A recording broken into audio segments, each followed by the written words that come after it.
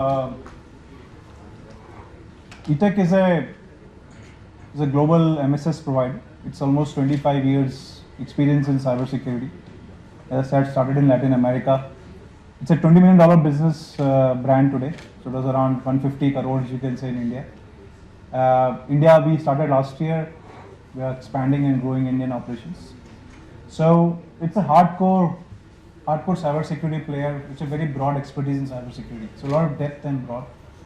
And essentially, that's kind of what I'm going to share today and talk a little bit more about ETEK. And I'll cover a couple of topics, maybe DevSecOps. I cannot go in many of the topics in detail because it's only half an hour. I'll try to cover some of the topics and share some insights what you can apply in your day-to-day work. So essentially, our purpose, ETEK purpose, and our purpose is to, when I say in Spanish, darle tranquilidad. Darle tranquilidad is like giving, because I stay in Latin America, I'm based in Bogota, Colombia.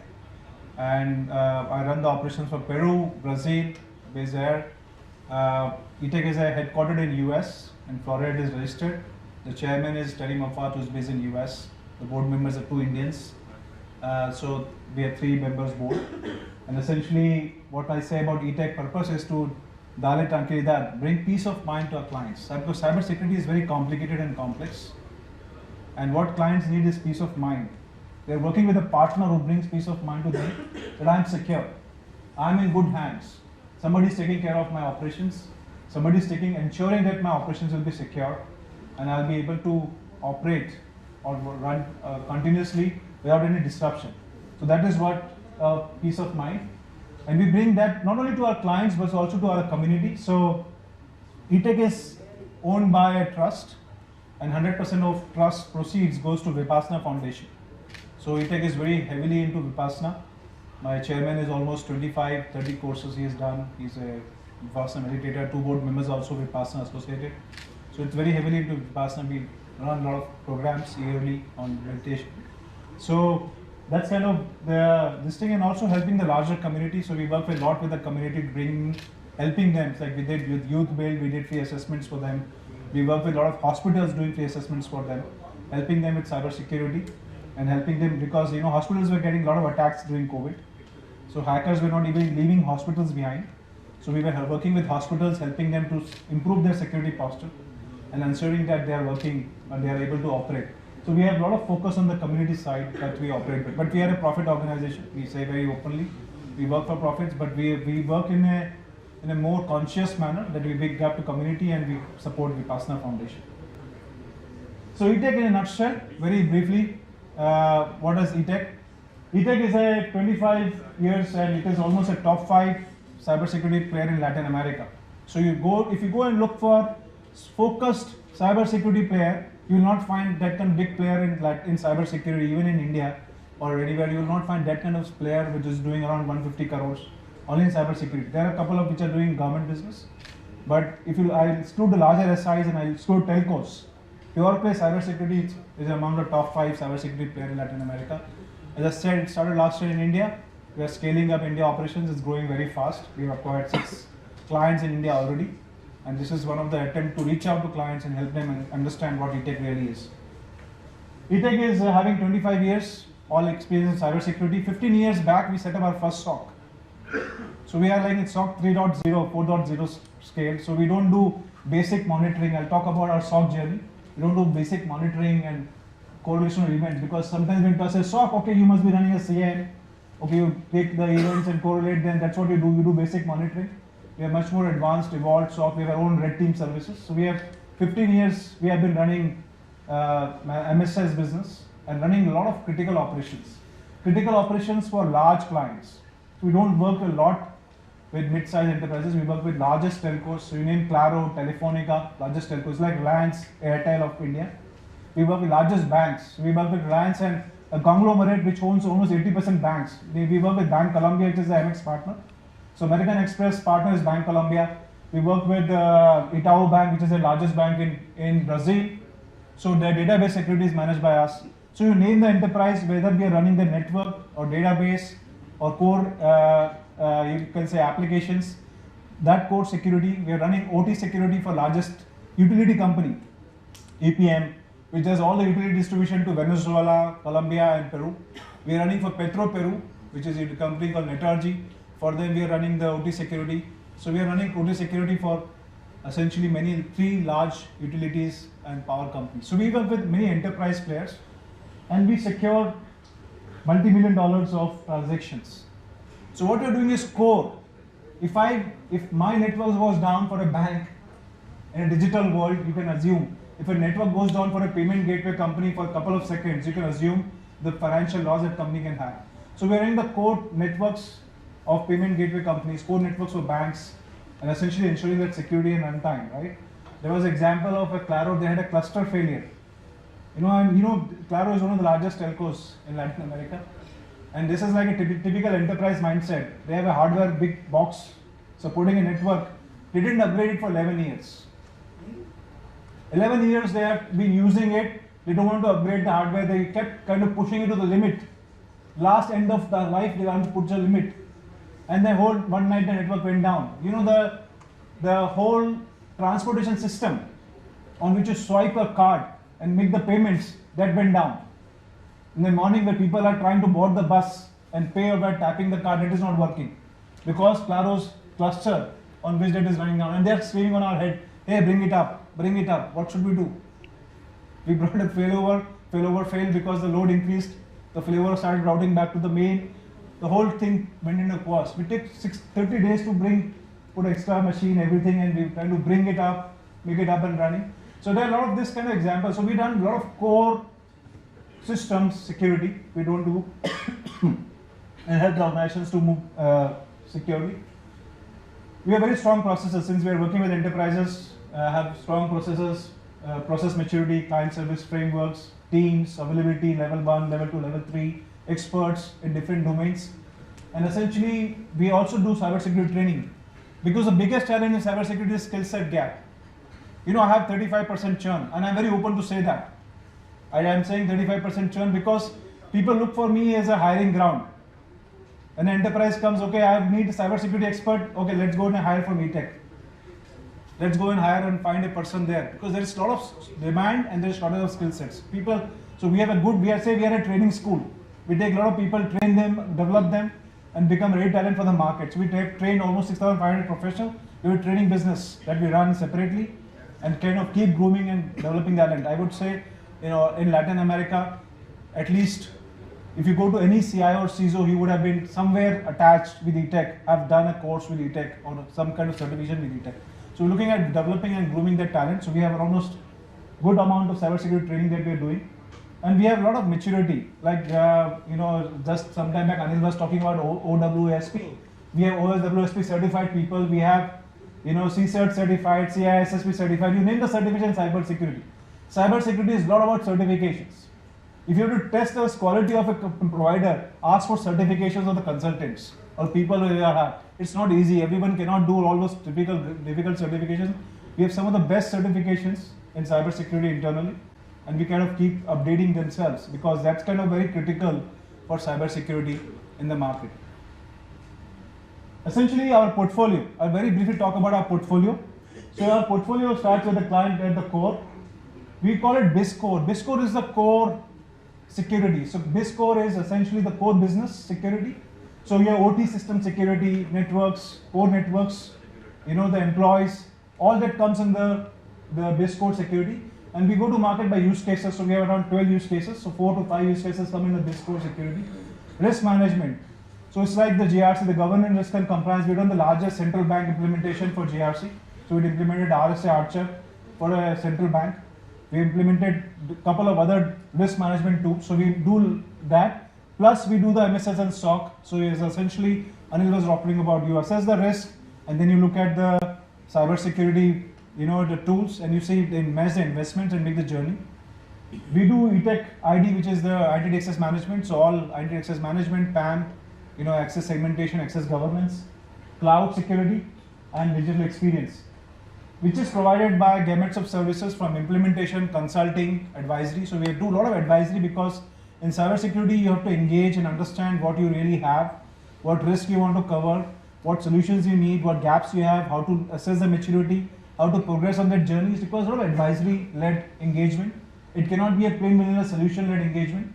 So that's kind of what we do a lot. So there are advisor consultants who work in different domains, from OT, from IT, from IAM, from DLP, and then we progress into that journey, going into implementation, outsourcing, support, and everything is covered by SOC. So we integrate that to SOC, our own SOC, and we operate on both the models. We can do build, operate, transfer. You say, you set up it for me. I want to have my own in-house teams, like a lot of banks. So we did a build, operate, transfer, a lot of BPOs. We also do a service as a service model. So we prefer a lot of as a service model. We say don't invest in assets, take as a buy as a service, and leverage the assets that we've already invested and keep using as a service model. So that's kind of where we do both the models for MSS, and everything is in ETEK Insights. And I'll talk about what is ETEK Insights. It's essentially a cybersecurity governance layer, which is sitting all about everything, giving the business context to cybersecurity. You can see that a lot of partners, you name the partner. Tenable is about brand monitoring, you have brand protection, URL monitoring, Thycotic is spam, you name the partner. CrowdStrike simplifies a SOAR tool. We are very, very vendor agnostic. So we are not a channel partner like, okay, I will sell IBM QRadar to you. You want to use this other partner, I'm okay. So we just essentially are more of a vendor agnostic, look at the best requirement fitments, and then go and operate and provide solutions that you need. We work with multiple different technologies in the market in the backend. Generally, we believe that cybersecurity is getting a lot of innovation driven. So it's not about large traditional vendors like McAfee's will lead the world or Trend Micros. They are kind of, their rate of innovation is much more limited as compared to innovative disruptive vendors who are entering the market. So we are focusing a lot more on innovative disruptive vendors, bringing them to market rather than working with the established players. Established players are established partners. Definitely we have big business with them, but we're also looking at constantly innovating and bringing new technologies to the market. Because a lot of Israeli and US companies are innovating and they're disrupting the concepts much faster than the established players are doing themselves. So that's kind of where we're looking at bringing those kind of technologies to the market. You might even not even heard their names in Gartner Magic Quadrants because there are no Magic Quadrants created so far. Gartner Magic Quadrants are for established markets like firewalls. You will find Magic Quadrants. IAM, you find Magic Quadrants. But somebody says, okay, DLP 4th generation, you will not find a Magic Quadrant at this moment. You'll find some reference vendors. So we are working with those kind of innovative, disruptive technologies and bringing them to market. How do we do it? What's our approach? So we are aligned to NIST framework. So NIST is our approach. We start with essentially identification. So what Anil and what Sanjeev was talking about earlier, right? That kind of you have to assess the risk part first. So we do all our assessment, we do strategy definition, architecture review, we do vulnerability assessment, essentially compliance requirements, like the new compliance that keeps coming. So this becomes the benchmark, the planning part, essentially, which is the essentially initial consulting. And when you define the risk, what you really need, then we go into the transformation stage where we do deploy the controls. So deployment of the controls, creating the use cases or automation that is required, or technology controls, people training that is required. And then we go into the continuous monitoring, continuous improvement where we are monitoring, vulnerability management, forensic. We have our own red team services. So we do ethical hacking, penetration testing, vulnerability assessment, and we constantly keep upgrading and hardening. So we move from identify, protect to detect and respond. Everything is covered by best practices and going and giving you visibility through ETEK Insights. So ETEK Insights is the whole visibility layer which comes on. So this is essentially our service model. Essentially, how do we deploy that? And essentially, that's kind of what we follow as the best practice in the large enterprise space. Now, if I were to talk about MSS, you look at the MSS, we work with some of the best of the big partners like Microsoft, IBM, etc. We have almost very large clients. Falabella is the largest retailer. They have IT Hub. Telefonica is the largest telco. Claro is a telecom company. Volkswagen is the biggest healthcare insurance provider. BBVA is a bank. So some of these are all MSS clients. We are having MS security services with them. Now it's kind of a journey which I was talking about earlier. And this is a very important slide for you to understand and kind of take as a kind of a framework that you can take as a learning. Because several times clients will call and say, hey, I want CM. I've got Secure. Can you implement Secure? And I say, what can you do? Hey, can you implement QRadar? Hey, can you implement RSA? So I say, what will you do with a CM tool? It's like a tool, right? You will get an alert, then who will look at those alerts? Who will classify those alerts? Who will go and take actions on the specific controls? Who will tighten those? Who will classify the false positives from the real alerts? And it's like a lot of nightmare. The second time client says, no, connect everything from my enterprise, take everything. If you connect everything, you get everything. And then you know you will get lost in that whole process. A lot of data will come which you will not know what to do with. So you need a lot of people to, operations costs will go up. Right? So we say, okay, let's kind of start slowly, understand that you're not buying a technology, you're buying a service. You're creating a whole model around this where your technology is just one component and one part of it. So first is let's connect, let's deploy the logs, collect the logs, understand what is coming, what is false positive, what is real, start tightening the controls, then add more assets. So it's a journey to go on. So first stage is what we call basic. And I find most of the organizations are going between these two at this moment. I call it basic. Basic is perimeter and correlation. So basic perimeter protection, technical use cases, log retention, cloud, ability and performance. So this is basic monitoring that the organizations are doing. As they mature, as they start doing the basics correct, then we go to the second level, which is, I say, more automated, where we start looking at patterns. We deploy a SOAR tool, which is about automatic response. So we start looking at playbooks. It's like recipe books. Somebody asked me, what is playbooks? I said, you have seen recipe books. In recipe books, you say, okay, take tomato paste, take this, fry it with the gravy like this, then add this. This is what we call as a use case. And then you are telling exactly what to be done. So if this alert happens, inform my CIO. If this happens, go and inform my network guy. This happens, then he will go to this guy. So this is like a playbook on which you have to respond to a particular kind of incident that happens. So you deploy all those playbooks and you know that you know exactly what will happen and how will I respond back to it. How will I take care of those? So that's essentially where the playbooks and use cases come into play, and we have to define those use cases. People might say, oh, I'm giving you 50 playbooks. I'm giving you 10 use cases. You might have a use case for network. You might have a data leakage protection use case. You might have a user behaving monitoring use case. I have an attack in US. There's an insurance company. It was a government employee who was getting fired because of COVID or pandemic. He downloaded some terabytes of data on one device and he took out. It was a healthcare company. And he took out the data out, and then the company called and said, hey, can you do forensics for us? It's like, somebody has already done everything and now say, hey, can you do investigation for us? So we did the investigation. There was no single control in place which was used to monitor. They had a SOC service. They have deployed some Securonics. I think they have deployed Securonics as a platform. And they said, but there was no single use case of the limits of downloads, of monitoring of the Office 365 on the SharePoint, on which, or who's accessing from what IPs. There was no single use case around that. So this is a challenge. You have deployed, but there's no use case deployed, there's no defined policies, and there's no alert which is coming. So today we are putting Office 365 monitoring. If anybody is accessing from any other location, we know exactly who's coming in, who's accessing at what point of time, what is the alert, we give it to the C-level saying this is what is coming in, are you approving this or not approving this, then we should block it. So this is an example of essentially going to the next level where you start developing the business use cases and a reporting portal. Next where we go is essentially the threat intelligence, where we start getting into threats. We take data from different types of threat sources. So we take data from established threat sources like X-Force, from IBM, from other threat sources, from CrowdStrike. We take all the data from who is giving threat intelligence. Also the threat intelligence platforms themselves. We use multiple threat intelligence platforms who look at deep and dark web, who look at your IP, who look at your different kinds of terms that you have, and see that if something is happening in a dark web around your organization, they give you intelligence.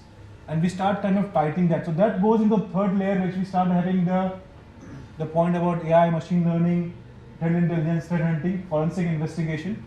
This is where the third level of maturity comes in. And the fourth level is which is very, very, is where you have the end-to-end automation, behavioral analytics, attacker detection, which is more proactive. Now in this is a journey which I said, if somebody wants to reach here, the budgets will be equally high, because you need to build multiple SOAR plus CM plus threat intelligence platform plus the team, right? Somebody wants to go there, but somebody wants to play here. So what I want to is essentially understand what do you really want in cybersecurity, and how much you want to invest, where do you want to really end, what kind of risk you want to take. That's kind of the starting point of our discussions, and making a strategy around it, and then kind of creating the mindset in the management team to plan for those investments and make that journey within the organization. I just want to talk a little bit about DLP since it is a an important topic, and we talked about data leakage protection. I think I just wanted to share with you this framework from Frost and Sullivan, and this is an important framework. I liked this framework to just share. That we have been talking about traditional DLP like McAfee and Symantec, etc., which is using the unstructured data-centric DLP solution. So here a lot of policy creation was done by you. So you have to continue to look at all the data, you have to define all what is confidential, what is non-confidential, you keep tagging, to define all the segmentations, define user profiles. The policy was kind of completely created by that. There was so much of an overhead on an organization. For a simple organization, I know Reliance, I know another organization, I don't want to name them. They have implemented a particular HDFC Bank and one more other organization. They have implemented a particular technology. They had a big team which was just doing all the data operations related work around policy creations and managing and running it operationally. It was a bigger overhead. Many times we just look at the technology investment. Okay, I am investing X amount of dollars per user in this amount of technology, but the overhead of implementing it and managing it and creating that, running it properly, otherwise it will become useless. Otherwise there is a tool sitting there with no other function happening. So if you don't operationalize it, it becomes a useless investment that you have already wasted. So what we are kind of moving is a 4th generation DLP. What we are finding is that it becomes very, very user centric. So do user profiling, you look at automated data classification or AI machine learning based, and you can delist. You'll give you a policy and you can say you can delist. It's much more easier because the automated discovery is happening and the operational costs are much lower. That's kind of where we are moving into 4th generation DLP and kind of helping users to. We are migrate a lot of McAfee users in Latin America.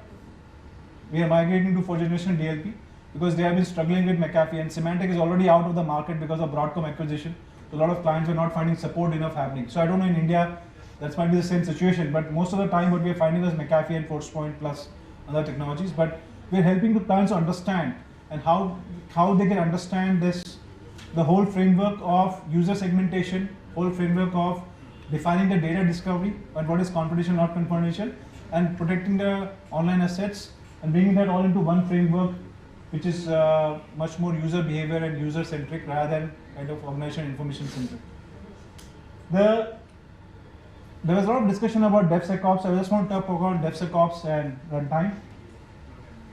One single challenge that is happening in DevSecOps is that DevOps teams never look at security as a specialist topic. They always felt like security is a showstopper. If I put in their language, they say you always put roadblocks and you delay the whole cycle. You don't let this go to the release. So for them it is a very, very difficult for them to integrate that. The part is the best part is if you can give them and empower them by giving them certain technologies which they can understand and do their own code assessment. So that's essentially a big part of that is to do the code analysis where you're doing static or dynamic codes or APIs, batch, containers.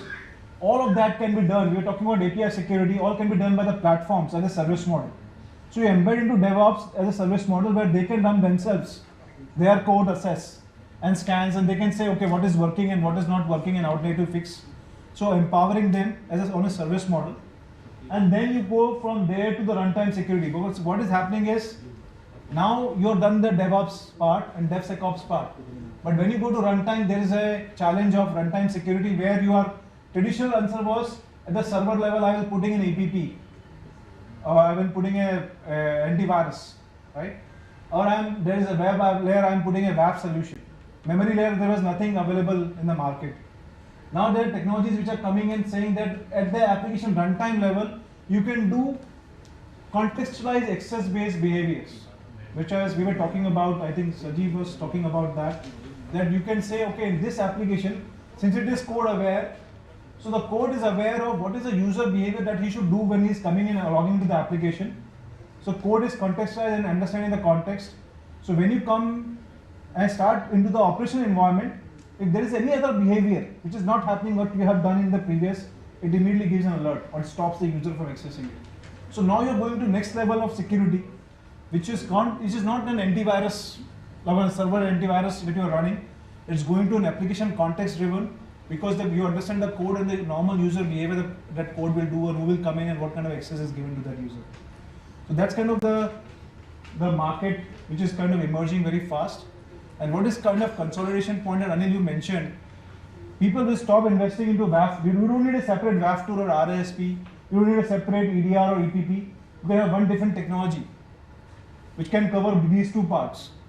So now these kind of vendors who are consolidating and kind of partnering, where they are bringing these two technologies together, one happening on the DevSecOps side and other happening on the runtime side into one single platform.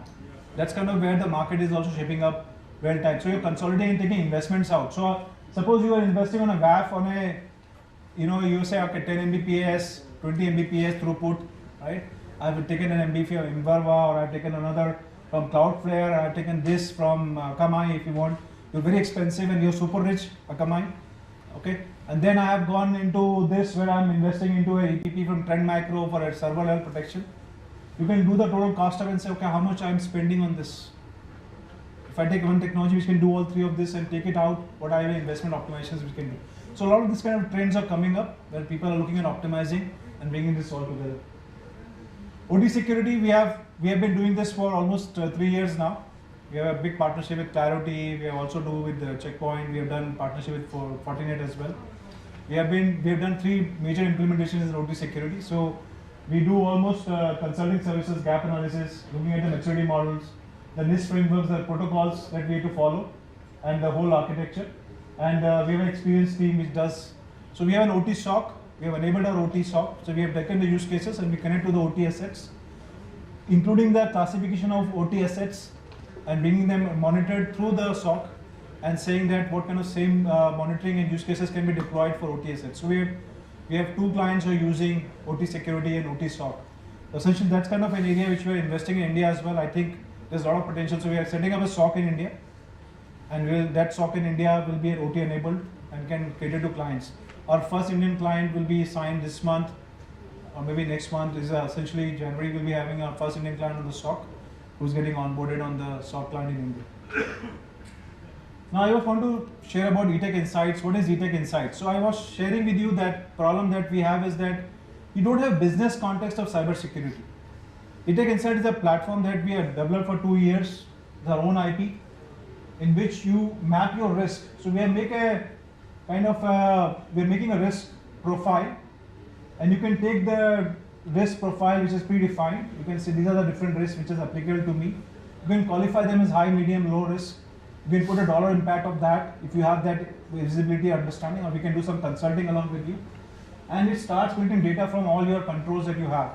It carries data from SOC, it takes data from EDR, XDR, or anything that you're using, from OT security that you're using, and it starts bringing into one single data model. In that data model, what we do is we give you 3 levels of insights. We give you strategic insights, so you can classify different types of critical assets, what are the threats, what are the playbooks you have used, what kind of use cases you have applied, how much risk you are protecting. And then you go to the next level, which is essentially AI and ML. The third layer we are building a mobile app here. So it will be on your mobile device. You can say, okay, I want to take action on this threat based on this risk, or I don't want to take action. You can press from there itself. So essentially that's a roadmap that we're building as a third level. So this is a tool that we built essentially to connect the business value of cybersecurity and empowering the C-level, a CIO or a CISO to connect with the CEO and show what kind of cybersecurity I'm giving.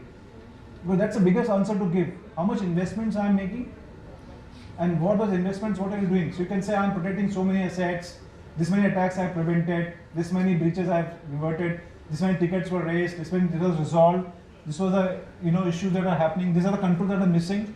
So you can see for that there's a business discussion rather than having a technology discussion with the C-level about business cybersecurity. So that's kind of where we are investing and developing this platform and taking it to next level in terms of organization. So these are some of the views that we have. You can see the ROI, the breach cost, number of attacks, number of resolution hours, SLA compliance, effectiveness, active incidents reported so far. Many times client does not report incidents. It's a fact. So the data, sometimes clients have deployed this for an insurance company. Sometimes they show 0 incidents because they don't want to report the incidents. So we are giving them alerts, but they don't want to confirm back, okay, this was a real incident or not a real incident. So that depends a lot on your organization visibility or control that you want. It's always good. I feel if you highlight it, it is good because you can get budgets and investments If you don't report incidents and you say everything is fine, it's like what Mr. Shetty was saying, that ignorance mindset. Okay, nothing will happen. Let me just not say that I'm having any incident. So it's kind of that essentially the challenge that many organizations have. But this is essentially giving you a strategic view of cybersecurity and see where you are going and moving in the direction. So we have released the first version of the product. We're working on the second version now, and I'm very happy if take this discussions with more clients who are looking at strategically on cybersecurity and take it forward. So these are many logos. I think these are top ones are the Indian logos that we have. There are many. You look at the large ones like Ramco, etc. is the Indian logo. We deployed Zero Trust for Ramco for 25 countries, helping them connect from site to site, site to client. Disposal hub, processes. We have done the DLP for them. Cargo Flash is a client. We are doing multiple solutions with them. So it's going from SOC 1, SOC 2 to SOC, DLP, multiple different controls. So we're helping them mature in their journey. These are all the large clients. Sura is a large insurance company. EPM is a utility company using OT security with us. Koga, Itau. So I just wanted to share with you that there is a lot of large enterprises who have worked with us and working and trust us. That's kind of where we are working every day with them. So that's pretty much. I think there are a couple of people in this room I would like to quickly call out. Abhishek is looking at sales. He's based in Delhi. You can reach out to him. Rohit is there in the back. He heads India operations. He is available. Can reach out. Hardik is there. Hardik is the consulting person here. He's the person. And also, we have Santosh. Santosh is also a partner here. So we have been working together, and essentially the team is building and increasing. We are having one more consultant joining this month. The Colombian consultants and Peruvian consultants work with Indian consultants, so there's a lot of expertise that we are transferring. And I think the biggest challenge that we have is finding good quality people. So we are hiring as we expanding and getting good quality people on board. So thank you so much. Thanks for your time. I really appreciate having this space with you. In case you have any questions, I'm happy to take and answer the questions as much as possible, as much as I know.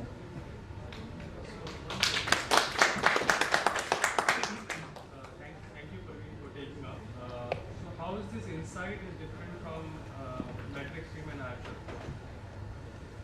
So I think that's a good question that you asked. Archer is a very it's like a huge tool, I would say. It covers process risk, cybersecurity, multiple risk, and it's a implementation itself. If you take an Archer like a platform, we've done many Archer implementations, so we know Archer very well in and out. This is very focused on cybersecurity. So we are not going into process risk. We are not going into any other different types of risk. We're just focusing on cybersecurity risk, and we are making it very, very configurable. Focus on cybersecurity, and giving you configurable drop-down menus to choose and define cybersecurity risk and map that and combine it with the IT risk. That's all essentially we are focusing in this platform. The second part, the difference in this part is that it's kind of focus on, we have a predefined data model for cybersecurity that we have configured, because we have integrated to a QRadar, we integrated to a SOAR like Simplify, we understand the data models of different firewall protocols. So we take the data and we define a predefined data model which is more plug and play. So the implementation times are much more defined for cybersecurity. And essentially that's the second level difference. The third level difference is we are kind of creating a different types of view for the different types of users in the organization. So C-level view, like a CISO view, like an IT analyst view, like a security analyst view, and maybe a COO view, which is very different. So you can use user profile segmentation and build the whole platform. So those kind of things we are going to very, very narrow focus, and it's like I call it cybersecurity scorecard versus a full GRC tool. So that's a different category of the market. We're not going and competing with GRC. If somebody says I want GRC, take Archer, we are not there. This is focus on cybersecurity. And does this have open API to connect with other platforms? So that's the second part of the second phase of development that we're doing. The first phase of development we started with the initial clients, and the second phase we're developing the APIs to connect with third-party enterprises. That's on the roadmap that we're developing right now. But we are happy to work with a couple of beta clients and develop it along with them also. So that's a process in which by March we'll release the next version in which we have the open API architecture. And we are also putting it on the cloud with Azure Data Lake, and we're going to bring this whole into a different next level of league of the product. Thank you, Praveen. Thank you. Any other questions? I am just on time. You are just on time. Okay, thank you. Thanks everyone.